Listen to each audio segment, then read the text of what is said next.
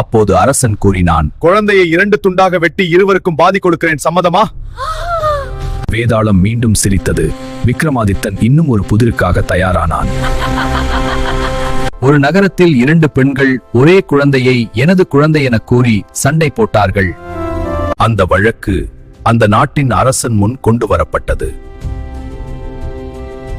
அப்போது அரசன் கூறினான், குழந்தையை 2 துண்டாக வெட்டி இருவருக்கும் பாதி கொடுக்கிறேன், சம்மதமா?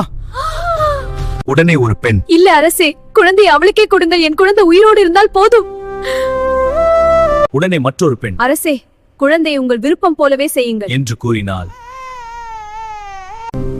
இப்போ சொல் மன்னா, குழந்தை யாருடையது?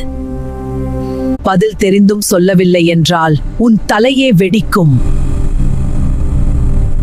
நீதியையும் அறிவையும் கைவிடாத மன்னன் விக்ரமாதித்தன் புதிரின் பதிலை உடனே கூறினான்.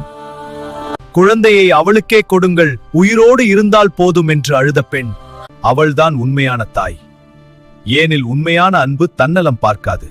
அந்த பதிலை கேட்டதும் வேதாளம் சிரித்துக்கொண்டு மீண்டும் மரத்துக்கு பறந்து சென்றது. மன்னன் மீண்டும் அதை பிடிக்கத் தொடங்கினான். வேதாளம் மீண்டும் சிரித்தது. விக்ரமாதித்தன் இன்னும் ஒரு புதிருக்காக தயாரானான். துணிவும் அறிவும் சேர்ந்தால் எந்த சோதனையும் வெல்ல முடியும். இதுவே விக்ரமாதித்தன் கதையின் உண்மை. எங்க சேனல் லைக் பண்ணுங்க, ஷேர் பண்ணுங்க, சப்ஸ்கிரைப் பண்ணுங்க.